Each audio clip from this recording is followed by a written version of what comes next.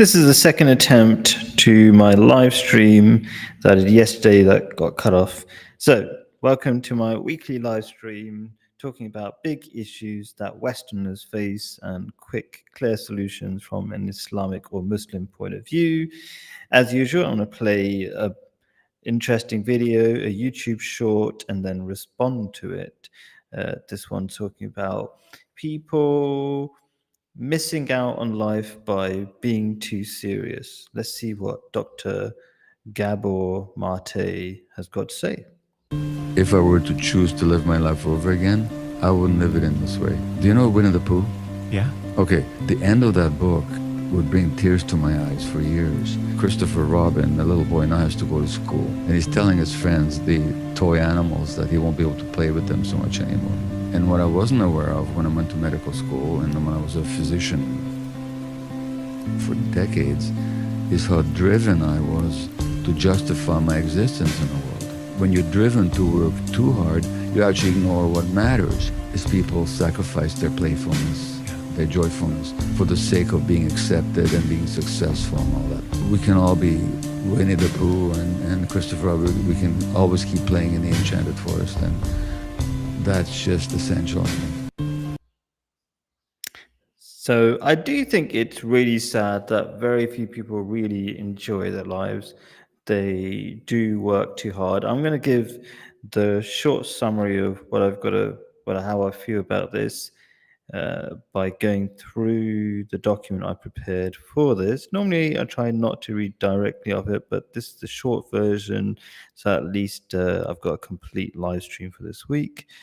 Let me share that page. And that document, by the way, is available in the comment. I'm not in the comment, in the description. It will be. I'm not sure if I've set this live stream up properly. And to give you the short version, rather than all these different ideas in response to what Dr. Gabor Mate has got to say, the short version is based on this verse of the Holy Quran, which is the guidebook for life based on Islamic teachings, let's just say. And it says, "And as to those who disbelieve, their deeds are like a mirage in the desert. The thirsty one thinks it to be water until when he comes up to it, he finds it to be nothing." So the Quran is a poetic book and explains ideas in beautiful ways. And if you didn't get that, you probably have to contemplate it a little bit. It's basically saying, so disbelievers, people who are evading God or ignoring God, they are trying to find fulfillment in something other than God, which is not possible because God is the source of peace, according to the Quran or Islam, whatever. And so what they end up doing is chasing one thing after the other, like thirsty people. So they're always chasing things. And this is going to basically explain the root cause of why do people make themselves miserable? Why do they not have fun? Because it's the obvious thing to do. Like Dr. Gabor Mate is saying, you should have fun. Like, isn't that obvious? There's a reason why people are not having fun. And that's because they are trying to satiate their thirst. And Dr. Gabor does know the basic problem, actually, because in another bit of his writing or an interview that he was in, he talks about a God-shaped hole in everybody. So when you do not accept God, and God, there's lots of psychological evidence that you need to accept God. Like we love nature, we find peace in nature we find more peace in. Let me just close the door.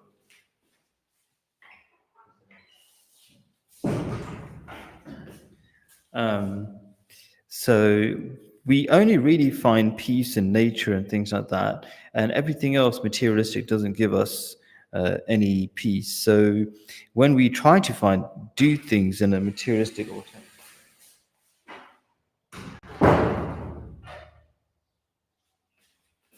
Sorry, getting used to this house, but it's not really working. door doesn't close. So, as I was saying, you will basically be constantly on the search for something fulfilling. You'll be like a thirsty person in a desert and never find peace. And what you will do is you will set goals for yourself like a mirage. And a mirage is a special kind of illusion. So the Quran picks its words really carefully. It's a special kind of illusion that looks like water. You go, oh, this will finally quench my thirst. And when you get to it, just like a mirage in real life, it disappears. And you go, oh, I thought that would make me find peace, whatever, but it doesn't.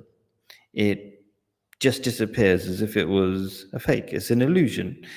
And the verse of the Quran does continue and say that you will essentially punish yourself. Like you'll realize the emptiness of your goals. All goals that don't lead toward God will feel empty. And there are also other beautiful verses that or quotes from Islam that I will refer to. I feel like I should add one more, but I'll add that later on.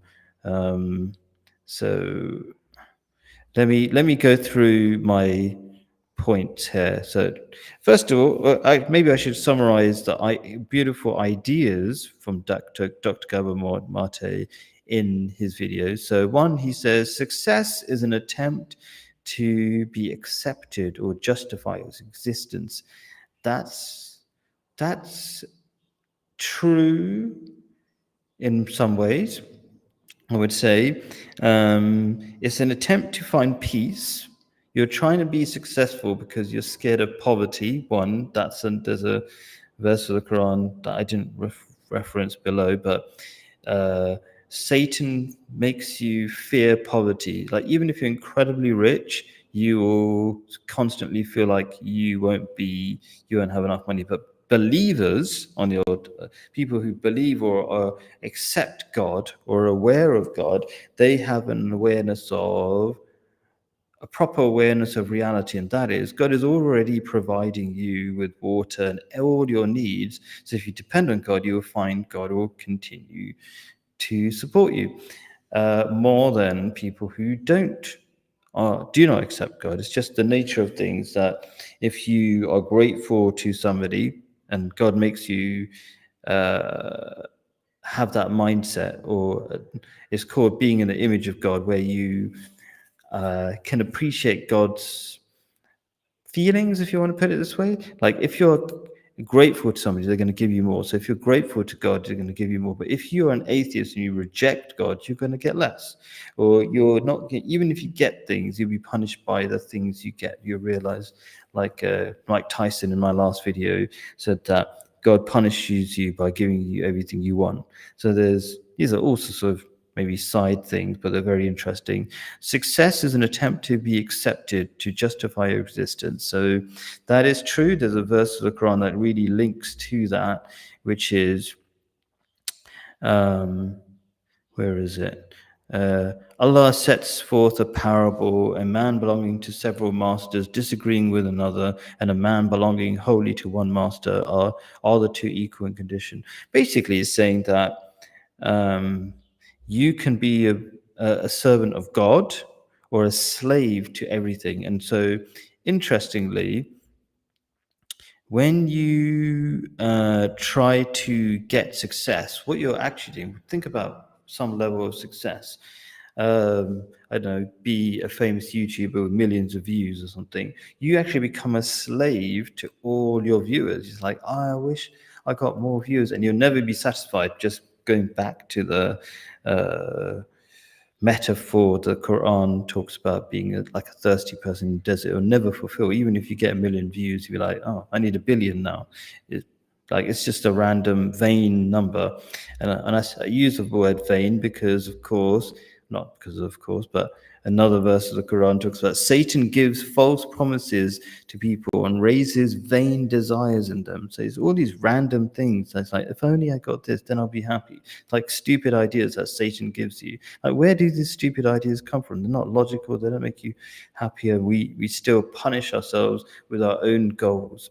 So that's that, and I'll probably come back to those. They're all ideas somewhere in here, and it's a great shame how we miss out on the joy and of life by sacrificing it for success, and also, it's a shame that we don't have that fun and playfulness of childhood that he talks about. I think I do, by the way, but I'm always at a risk of losing that, and which is why one of my first point is I thank uh, Dr. Gabor for reminding me of this thing that we punish ourselves with by trying to achieve big things. Like I do this weekly podcast. I don't really care to how many people watch it. If one person learns from it, that's fantastic.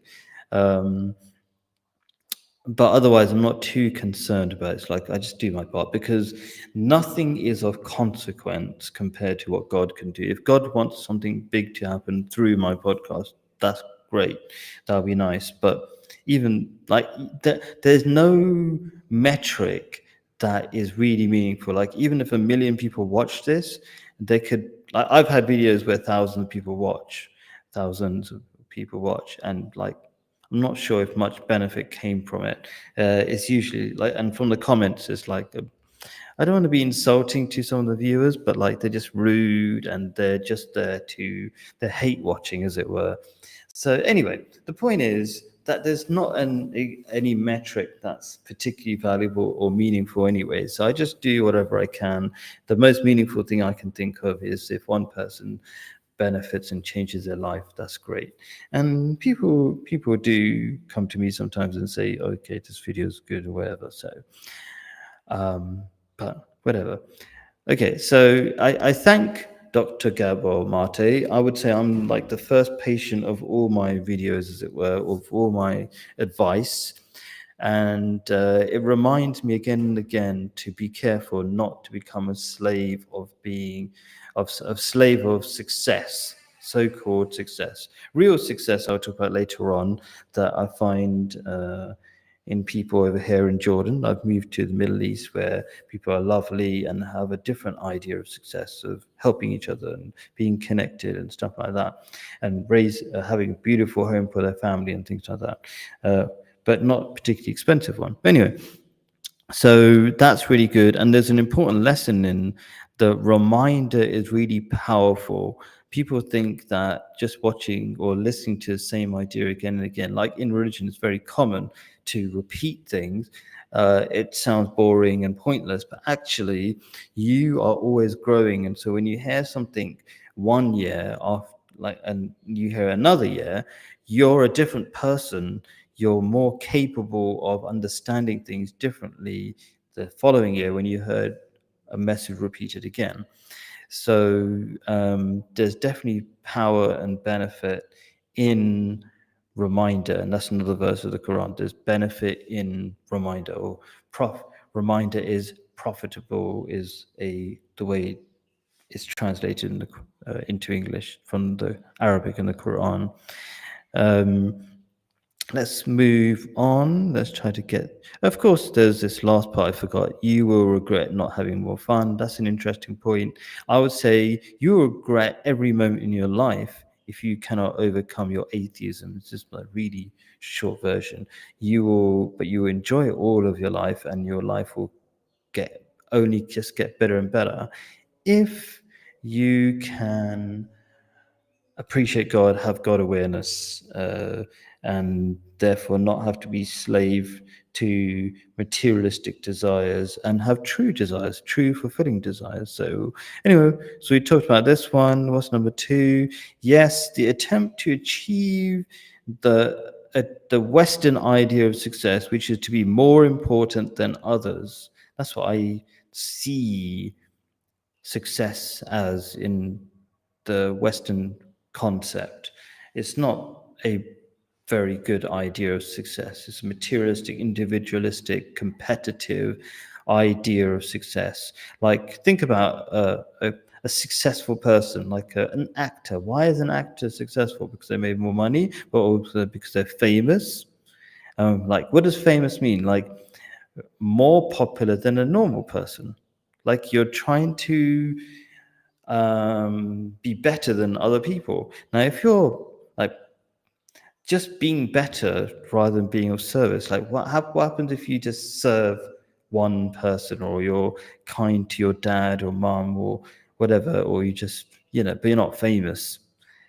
That is completely different to being famous and not necessarily being helpful to people, right? So I would say, if you contemplate, the Western idea of success is about being better than other people and dominating in many ways other people, which is kind of goes in line with the Western psyche, which is to dominate other countries, to dominate other people. That's why European countries colonialize other places, rather than being friends and sharing and working together with other countries, they dominate and steal. And it doesn't mean that I hate Western countries. There's strengths and weaknesses in all countries. I could say other countries that get colonized are weak because they're not very organized. So you can say lots of things about both sides, right? And so the point I want to make in point two, an interesting point, is when you try to dominate or become better than other people, you actually become slave to them. How? Because let's say I'll come back to the simple idea of the getting views. If you want to be better than everybody, you want, well, there's two ways in the idea of in the scenario of getting lots of views. First of all, you're trying to beat some other YouTuber because there's some random bar that you set. You become slave to them because you want to, like, say, okay, there's somebody like I don't know what's his name, Mr. Beast or something. Oh, I want to be better than Mr. Beast, some random metric, okay? And then let's say Mr. Beast never notices that you're better than him, like you got more views somehow, or he dies or something, or he retires and doesn't really care anymore. Then you wouldn't feel that successful. Like, why that number? You would need that person to recognize. Otherwise, it doesn't make sense. That you need that other person to recognize your success. Otherwise, it doesn't make sense to have that bar or metrics if nobody cares. And then, of course, you're a slave to all the viewers, and you will keep, like, you'll be sad when you don't get enough views, and you will change your content that is not true to what you really want just to get more views.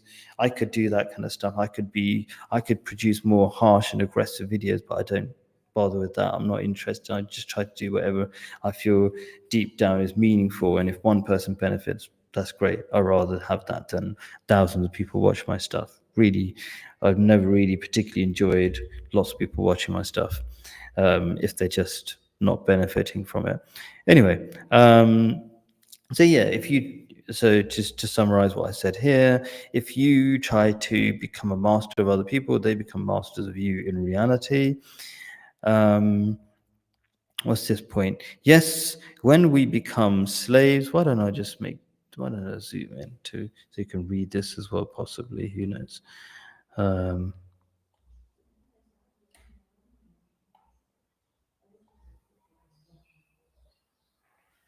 So, yes, when we become slave to others, we sacrifice everything important for what is not important. So, Dr. Gabor was basically saying something like, we sacrifice stuff, we sacrifice happiness and all the stuff that's important, even relationships, for the sake of stuff that's not important, like just becoming a bit more richer, spend more money. And when we have more money, like Mike Tyson says, if we don't have peace, we will want to give it away anyway. So we just lose it because we just go like, the real thing we want is peace. We want contentment. We true joy inside. So it's really terrible bargain to have.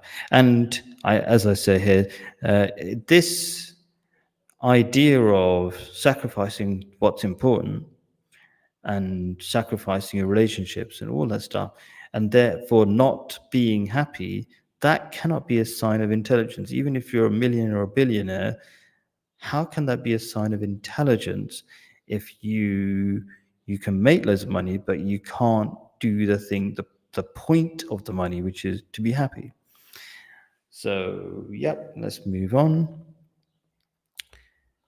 If you're a slave to materialistic desires, you'll not only regret the future, but also suffer every moment in your whole life, okay, because of your vain ambitions. Even if on the surface you describe your goals as important, your reasons will be vain, okay? So if your reasons were not vain, you wouldn't suffer from this problem in the first place. So Elon Musk, oh, I want to, you know, colonize Mars or whatever he's trying to do. And he says he's not a happy person and that you shouldn't try to be like him and stuff like that. And his marriages keep breaking down. So, yeah. And from a perspective of a religious person, like these things will all get done anyway. It's only with God's help that he will um, be able to land rockets on Mars. I do believe Earth will be multi-planetary, but God doesn't make it dependent on any particular person, and it's more sustainable to not work like crazy and ruin all your relationships. It's more sustainable that if loads of people engage in this process over time, these things will get done anyway. You don't have to go crazy like Elon Musk is to achieve these goals. So I'm just wondering, I talked about the whole idea of mirages, so I'll move on. Only God satisfies. Yep, I talked about the God-shaped hole. Do check out this little reference if you're interested. That everybody in by nature, and maybe a lot of people don't really realize this, and I suppose a lot of my videos are trying to put out there facts that psychologists have known for a long time, but the average person doesn't. And the average person doesn't realize that psychologists have known for a long time that you need God and materialistic things don't satisfy. And actually, deep down, you could probably realize that. I think a lot of atheists wish that they were religious. And just to help an atheist, they should also know that it's actually always been scientific to believe in God and actually quite unscientific not to believe in God, even though there are many scientists that don't believe in God, but they don't have good reasons to just angry with God or something like that, right? But famous scientists, all the great scientists, Newton, Einstein, the atheists try to claim that Einstein doesn't believe in God, but he definitely mentions a God of some sorts, and that's a whole different discussion. But it's logically, just mathematically, the probabilities of God existing are like certain. You just have to. You're really playing games with the facts if you don't believe in God. You you have some sort of chip on your shoulder, as it were. Anyway, when you do not believe in God, you suffer from the constant fear of poverty. So I talked about that. Let me reiterate that. Uh, you will constantly, if you're not aware of God and the systems that God provides to keep you breathing, like recycling your air, recycling your water through the water cycle, and so many things like that, then you think you're alone. There's so many maladies, so much pain that comes with not believing in God. You say, what's the point of life? You don't understand that your life is being sustained anyway. You don't see the power of God helping you when you listen to God. So belief in God is not just a belief, but an experience. There's a great video I want to go through with one of the top psychologists of all time. What's his name? Carl. I can't remember. I'll probably put his video where he talks about, like, somebody asks him in an interview. So that'll be another video. Another live stream. What was his name? I could probably go through my collection of YouTube shorts, but very famous psychologist. He basically was asked, "Do you believe in God?" And he says, "No, I know God exists."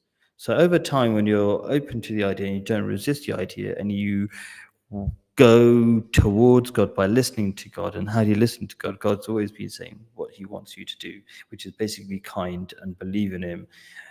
And then God will demonstrate himself to you more and more.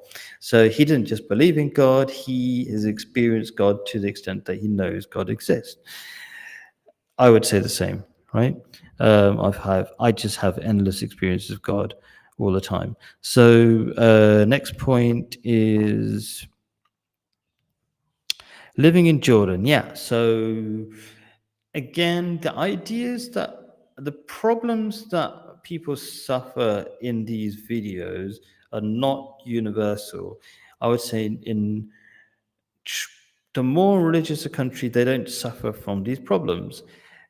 There's just beautiful, endless experiences I have every day. People coming to help me without any desire for money.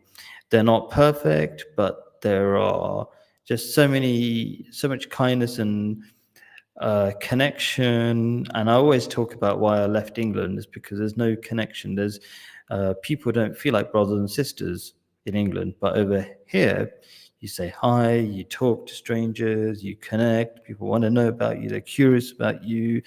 They want to help you and stuff like that. So there's that beautiful connection. And when you have a beautiful connection, that's far more satisfying than the materialistic goals that Westerners have that do never satisfy and keep you like the thirsty person in a desert, always chasing, always in a panic for something you miss.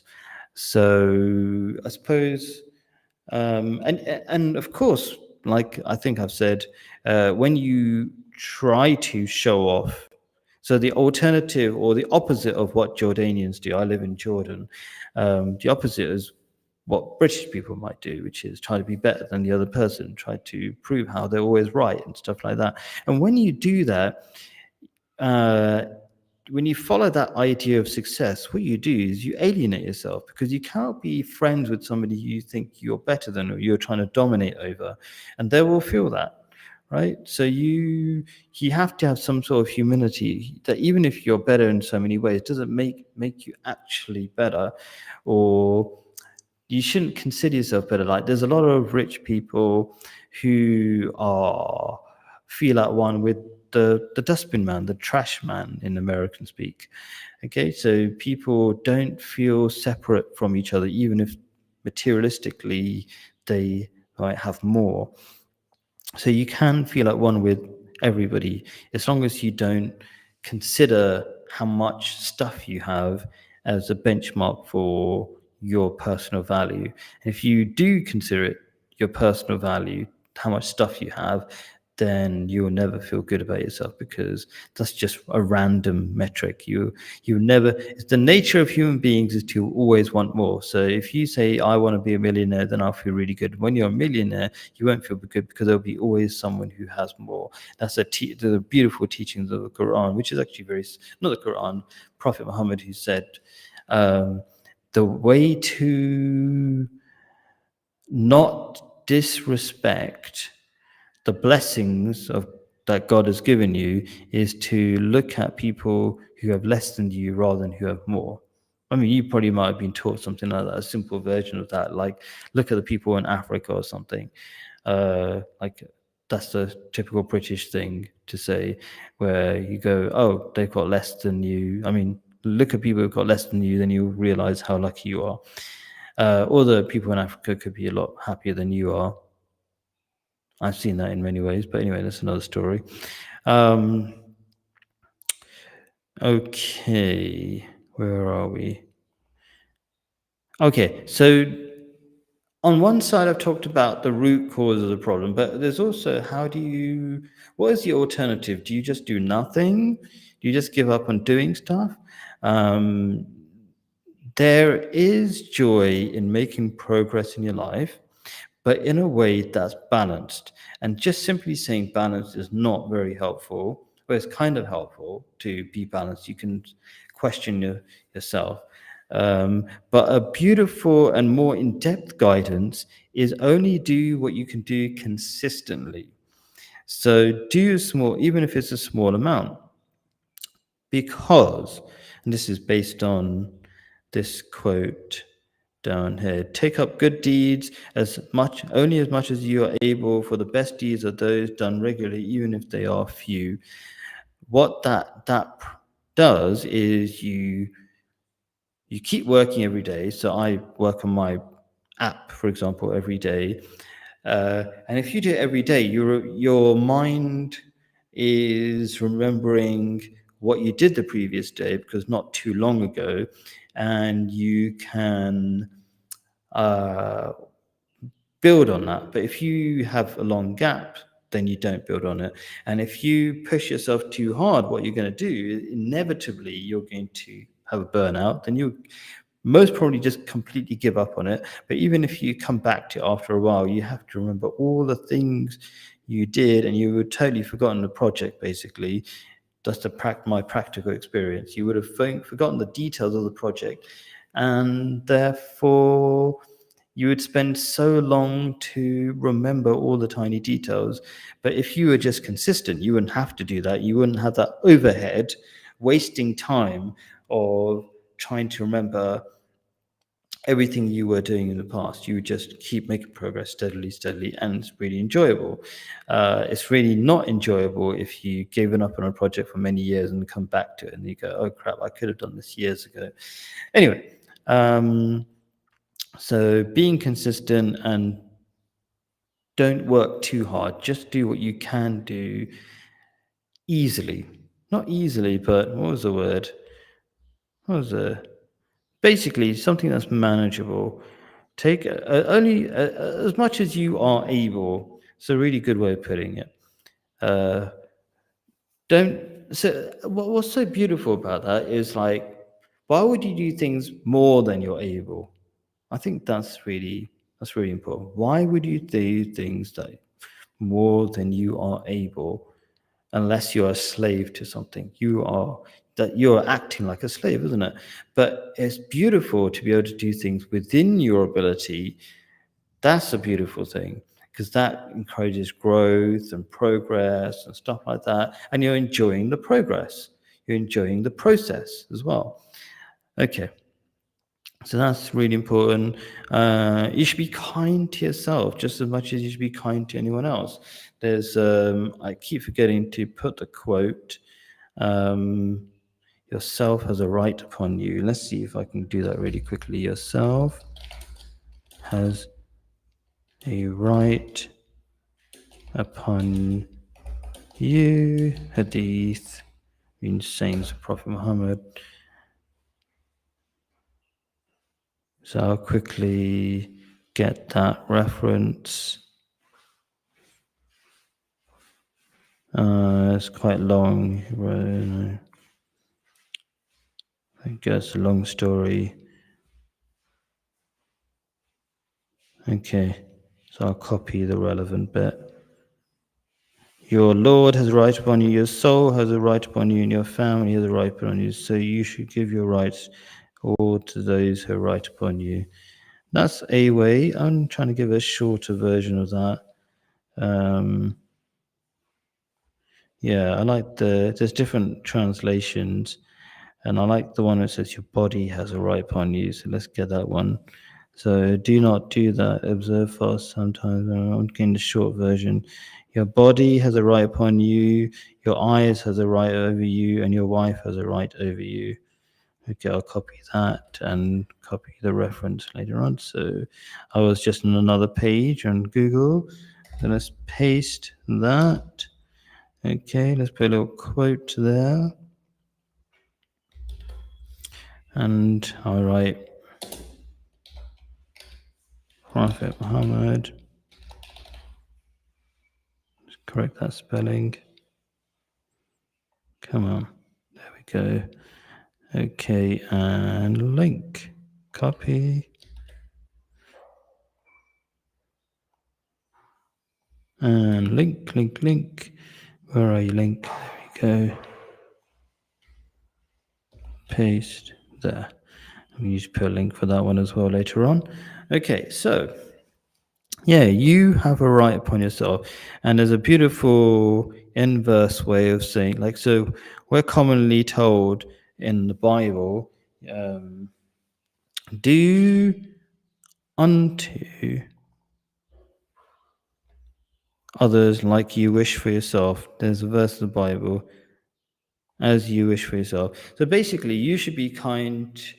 Uh, so we're often told in the Bible, do like others, treat other people like you'd like to treat yourself. But often now we need to be told the reverse. Like we know we should be kind to other people, right? So, but we're not kind to ourselves. So the logical way, a way of convincing yourself to be kind to yourself, is like if you're kind to other people and you're a person, why would you have that double standard? It doesn't make sense that you are a person. You should be kind to yourself. Like be kind universally. So it makes sense. And yeah, why are you being so harsh and nasty to yourself is a question you should ask if you are. And the reason is because you are a slave to your desires. And the only way you can escape that is to start believing in God. That's the solution for so many problems. And there's so much evidence for that. People who are not in relationships are people who are not godly, basically, because they haven't got the right community around them and so many other things.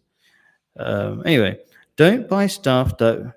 Okay, so this is an interesting one. I've recently moved into a house which doesn't look cool, I think, to the average person. I think it looks really cool, rustic, whatever.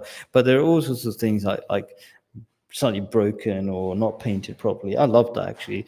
But like, if there are people who come to your house, or like, I'm just giving this example, come to my house and they don't like it, they're not really the kind of people I connect with. Like, they don't get it. Like, I'm saving tons of money, living in a beautiful place, surrounded by beautiful people, great weather, and all sorts of stuff, right? And if you can't appreciate that, we probably don't have much in common.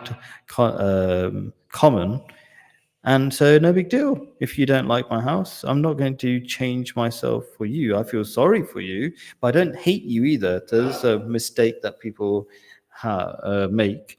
They start saying everybody's toxic. Like, no, they're not getting it, and they're not that stage in their spiritual development. And maybe they must be suffering if they don't know what's truly valuable, and they just like things that are on the surface.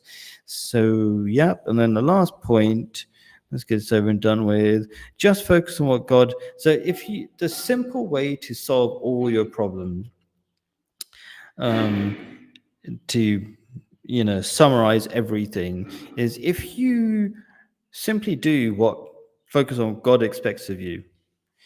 And a way to focus on what God expects of you is to put a fear of God inside of you. It's just our nature is we forget that we're going to die and stuff like that. So we need this trick. And the trick is to go, like, we must know that God is going to judge you. And how do you know that? You've got a conscience. The conscience is a constant judger of you, and there's reason why everybody has that inside them.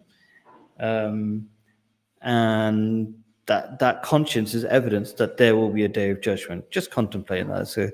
It's a deep idea that why would you have this rule book inside of you? Because you will one day be judged by that rule book.